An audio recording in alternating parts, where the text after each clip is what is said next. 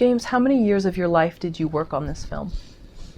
Well, it began as a screenplay for HBO in the late 1990s, so nearly 20 years ago. I'm a New Yorker.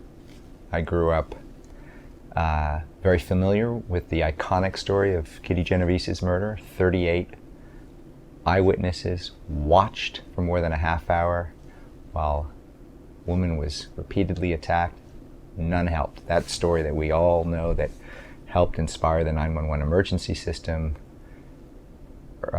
neighborhood watch groups, Good Samaritan laws. That story was so defining of New York and America in many respects that any New Yorker, or many New Yorkers, are very familiar with it. So I am, as a screenwriter, drawn to iconic stories we think we know, and this is an iconic story. I had done a screenplay about the Lincoln assassination called The Conspirator that Robert Redford had directed, and before that I did a limited series called The Bronx is Burning about New York in the late 1970s with John Turturro and Oliver Platt. So Kitty Genovese's murder seemed to me like a very interesting, compelling story to do as a screenplay, because at the center of it is an incredible mystery. What happened in those apartments that night? And it was at that time that I met the subject of the witness, Bill Genovese. So it started, in a sense, 20 years ago. It did not become a documentary film. Nothing came of that HBO project, but I stayed in touch with Bill. I was very struck when I met Bill the first time. Firstly, you meet him and you spend all of about 2 minutes and you understand how remarkable he is and what he's overcome in his life. Age 16, his sister was murdered. At 17, his mother had a stroke when she was 53. At 19, Bill lost both legs in Vietnam. And at 21, his father had a stroke at the age of 59, all in a 5-year period. And yet Bill has had a remarkable and full life, beautiful family.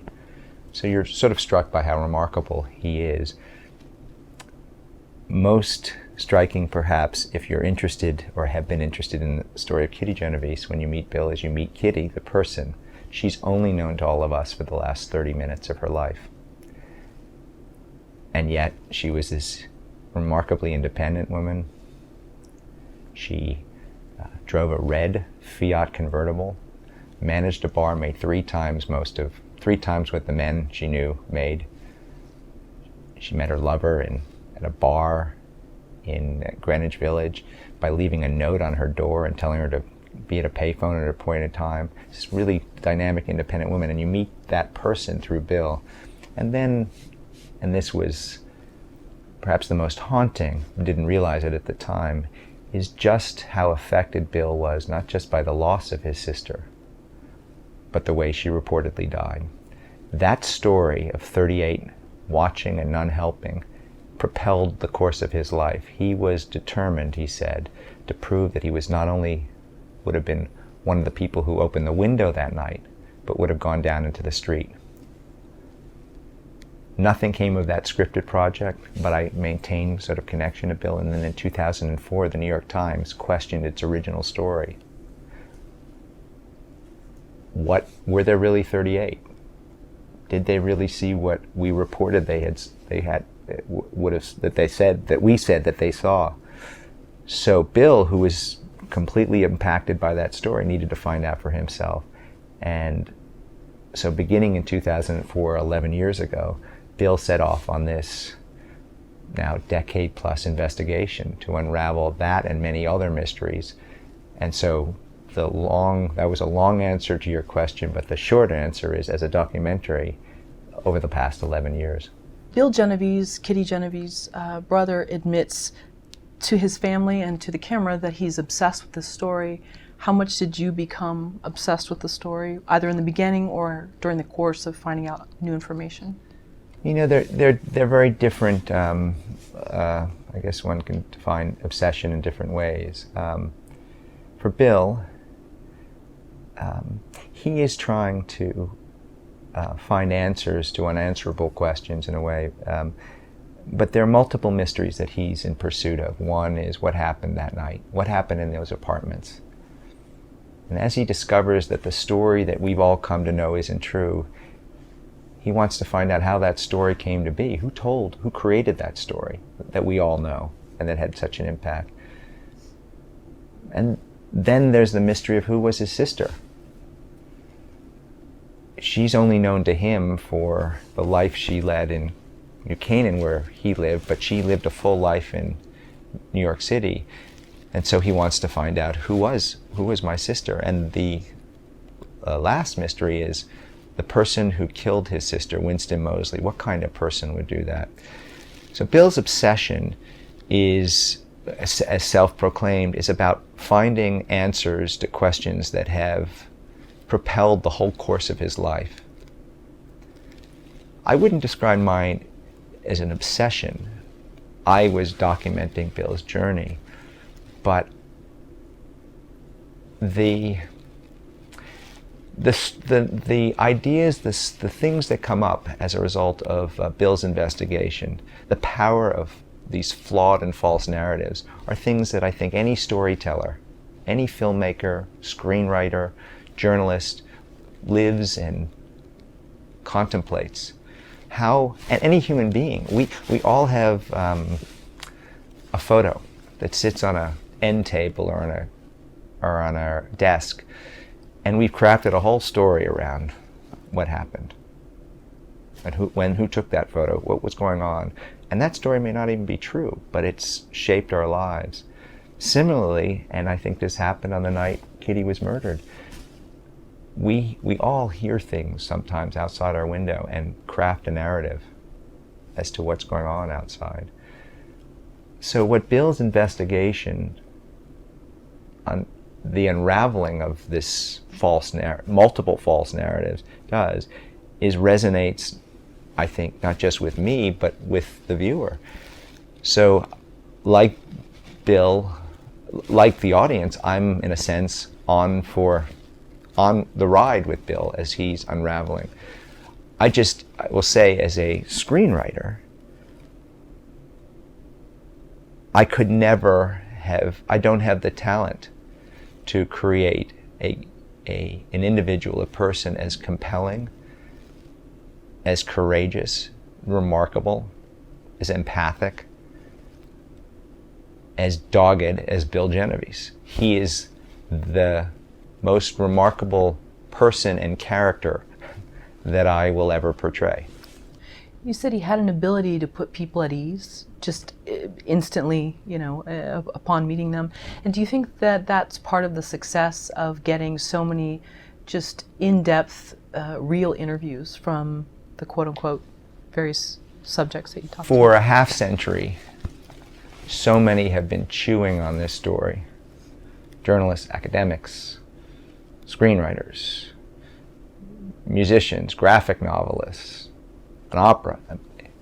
4 weeks ago, Girls does an episode called Hello Kitty, based on Genovese's murder. 8 weeks ago, Law & Order SVU does an episode based on Kitty Genovese's murder. It took place 52 years ago, but it's still inspiring contemporary dramas. But what is interesting, what is notable, and this was where I was going with that, what is notable is that we really haven't heard from those who were the most directly impacted, either by Kitty's life or her death. And it really took Bill to get these people to share their stories. And the reason I think they wanted to speak to Bill, or were willing to speak to Bill, is one, I think many, particularly the witnesses, particularly the eye and ear witnesses, felt they owed it to Kitty. And by Bill being as close to Kitty as anyone, he was their surrogate. He's her surrogate, and felt they would share it with Bill. But the other thing, and I think this speaks to what's singular about Bill, he has been a double amputee since he was 19. And as he has said, that when people meet him initially, they're uncomfortable. And he puts them at ease, so much so that you actually forget his disability. And that's how the film sort of portrays his disability. You just forget, you just move on. And so this innate ability to make people comfortable, I think, is part of his, is a singular skill in a way. And many in the film are holding on to narratives, to stories that are deeply painful. And they share these memories with Bill because they realize that he understands innately emotional and physical trauma because he's lived it. He gets it. And so they're willing to open up to him. You got to keep in mind that most of the people in the film are not selfie generation.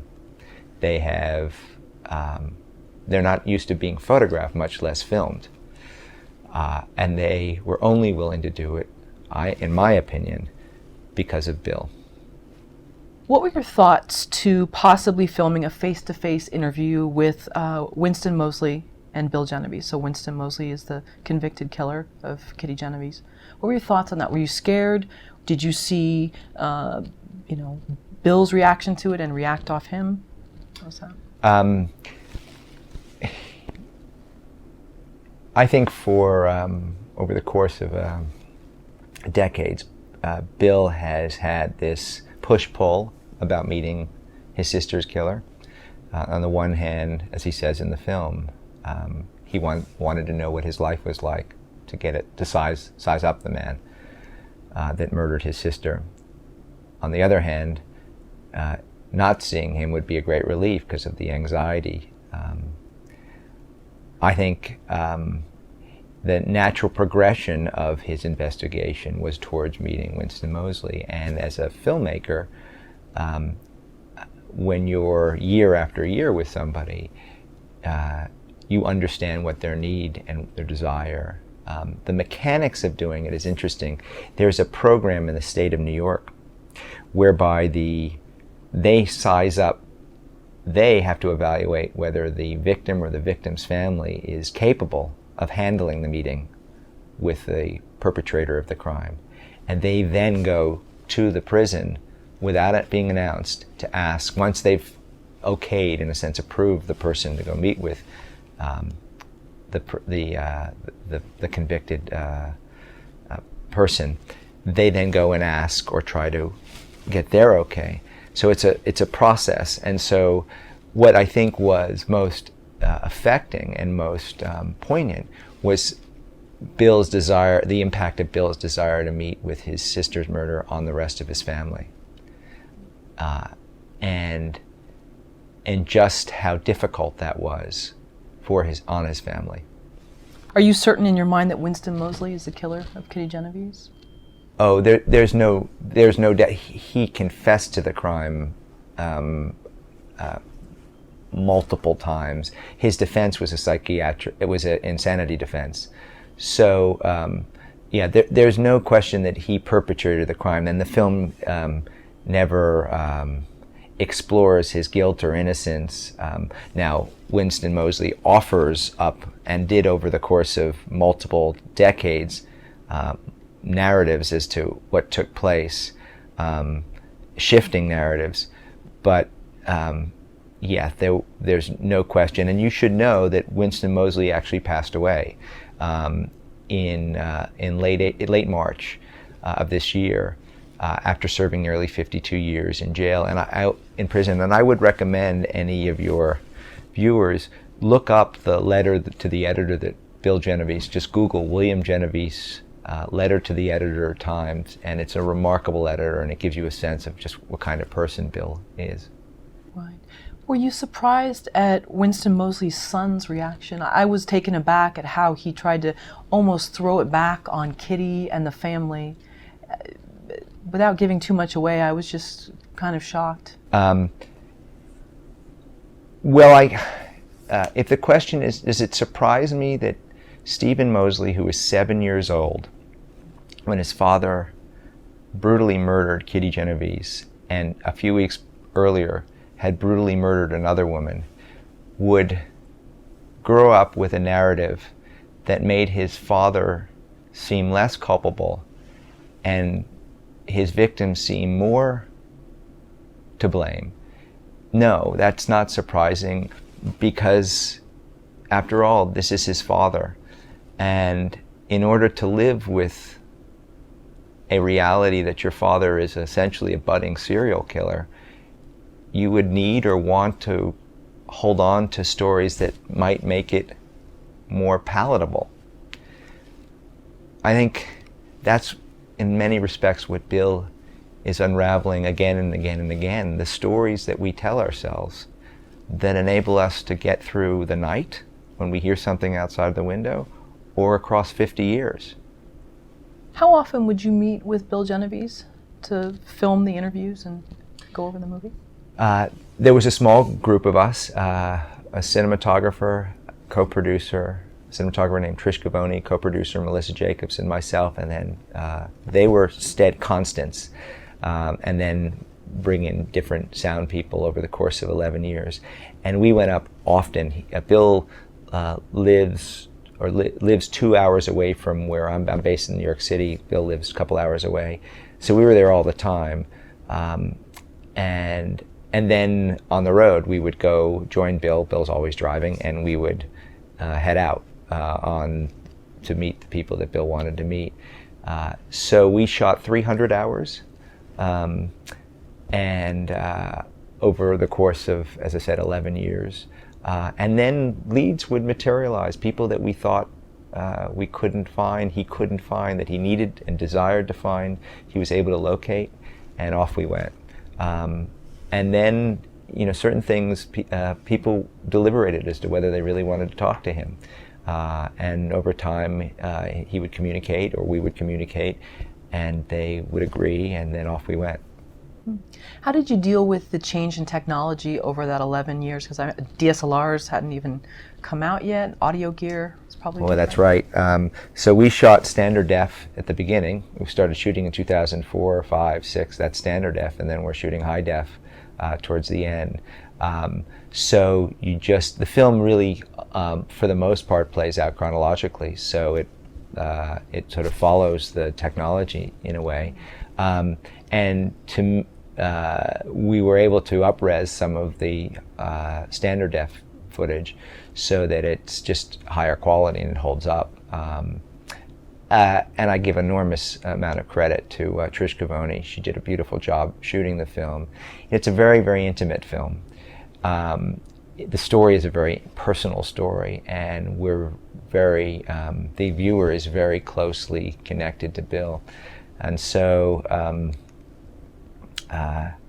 the footage that we shot, and also there's a lot of kind of remarkable archival footage from the early 1950s of Kitty that has never been seen, and archival footage also of the crime scene that had never been even developed. So all of that sort of seamlessly interwoven by our two wonderful editors, Gabriel Rhodes and Russell Green.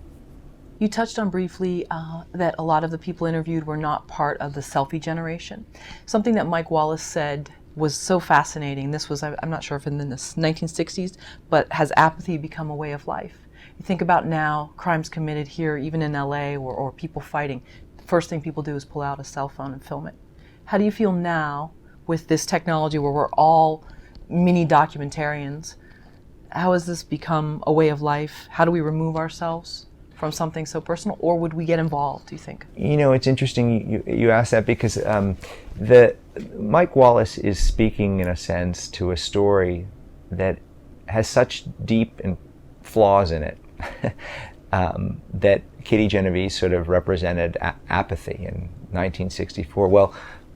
Well, did it? I mean, sure, there are people who didn't act, who saw and knew what was going on, but then there's this woman, Sophia Farrar, who the story of indifference and no one helping has this hero, Sophia Farrar. And so she runs out and she cradles Kitty in her arms. So Kitty actually died in the arms of her friend. And so I struggle with this question of, did that represent apathy? Does present day with cameras and people not acting represent apathy? I think I become I'm more skeptical of stories representing some label that we all act in a monolithic way on any given day. We're a hero or a coward. This notion that somehow a story becomes a morality play, that I think is the fundamental problem with the story of Kitty Genovese. Is it was a story too good to check. That it served as a totem, a kind of representation of who and what, defining of who and what we were or are, when in fact we're much more of all stripes. And what happened that night isn't 38 watched as if in an amphitheater, but some heard, some didn't, some acted, some didn't. And so I tend to resist, personally, labeling a story or a narrative that takes place now and saying it defines who we are and what we are. Certainly, there are moments when our better selves do not come out. And invariably, there's often one who does stand up and help. There was a Sofia Ferrara that night, and for whatever reason, the choice was made to drop her from the narrative and tell the story of 38 who didn't do anything, when in fact there was one, at least one, who did do something. So I'm more skeptical when I hear a story that seems to define who we are. James, what's the most important part of the screenwriting process for you? I'm sure it varies from narrative filmmaking to documentary filmmaking. Dealing with the anxiety. Just being patient and not questioning or, it may sound like a glib answer. There, for me, is the work I tend to do is very research-based, and often requires extensive either interviews or documentation, finding documents. Depends, because I tend to do fact-based work. But then there's a moment when you've sort of gathered all this information, and you got to remind yourself that the people that you're writing about are humans. They're real people. They're not marble statues or photographs. They're daughters and sisters, mothers, sons. And that process of sort of being patient and not rushing and racing, something I learned in this documentary, actually. I couldn't possibly write scenes like some of the scenes that occur in real life in the film. I'm not nearly as imaginative or creative. There's just no way. The scene that takes place between Winston Moseley and Bill Genovese, or when Michael Farrar is remembering what it was like in the vestibule when the first time he stepped inside that vestibule after Kitty had been murdered. Or when Bill meets with Kitty's lover, Marianne, or the guys in the bar. I can't write that well. I don't have that kind of imagination. And so if I learned anything from this process, it's to be a better listener, take my time, be more patient. Real life has some much more creative writer than, certainly than I am. And I think that's the deepest, most profound impact, I think, on my career as a screenwriter. Just to be a better listener, take my time, be more patient, more open.